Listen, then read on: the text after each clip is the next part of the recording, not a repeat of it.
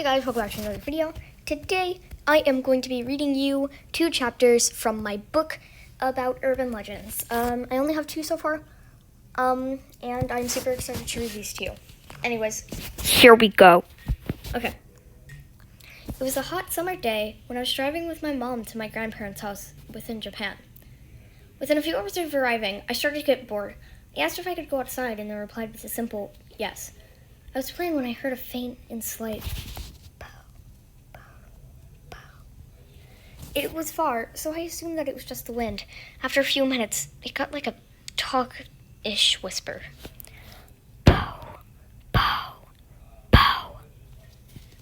I ran back inside as fast as I could, but I couldn't help but go back a few hours later. I stepped out. Pow, pow, pow. I took another step. Pow, pow, pow. I reached the sandbox. Pow, pow, pow. There, I looked up. She towered over me, her hat shadowing over her face. I ran back inside and described her to my grandparents. My grandma started dialing on the phone. My grandpa was on the verge of tears. A few minutes later, a woman came. She said she was a specialist. Follow me, she said, already speed walking down the hall to my room. She placed 4 bowls of salt in the corners of my room. Then she placed a piece of paper. She just said, "Don't open your door until 7. Everything was going okay. But then I heard a knock. Tap, tap, tap, tap. I heard my mother's voice speak. "Darling, I'm back for you. I heard what's going on. Let me in. Let's talk about it." I was about to open the door while the specialist's voice echoed through my head. "Don't open this door until 7. I pulled myself back. "You're not my mom. My mom would know what's going on. I can't open the door." "It's only 6:40, my mother's voice spoke. "It will be fine." I ran over to the bed. I covered my ears with my pillow. "I can't!" I yelled. I slowly opened my eye. I watched as all the bowls of salt slowly turned black. My breathing stopped. My heartbeat slowed. I trembled as I looked desperately at the paper. It was black. I started to pray. I prayed for my life. My heartbeat jumped up once again, and I prayed harder. I saw her, the details of her face still shadowed, with a glance of steel and a smile that would scare away the bravest of people. Her glance pierced through my heart. Closed my eyes. Prayed. Po, po, po. I prayed harder, my eyelids practically sewn to my face.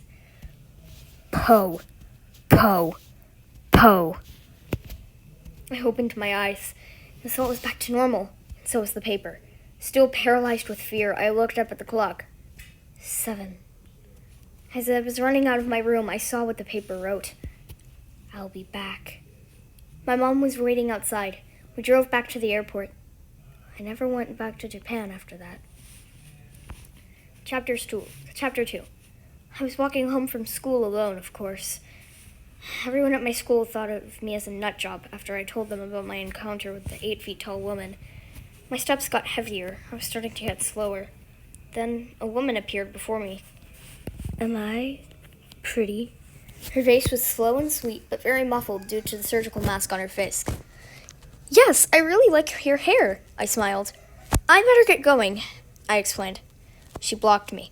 I watched as she slowly took off her surgical mask. I gasped. Her mouth had been slit ear to ear. "Even with this?" The woman laughed under her breath. She walked towards me. I almost fell back. When I leaned, though, some hard candies I had in my pockets dropped to the ground. I watched as the woman slowly looked down at them and started to pick them up. I ran off a few minutes later. So that's all I have so far. I hope you guys like this, and I hope you found it interesting. I worked pretty hard on this.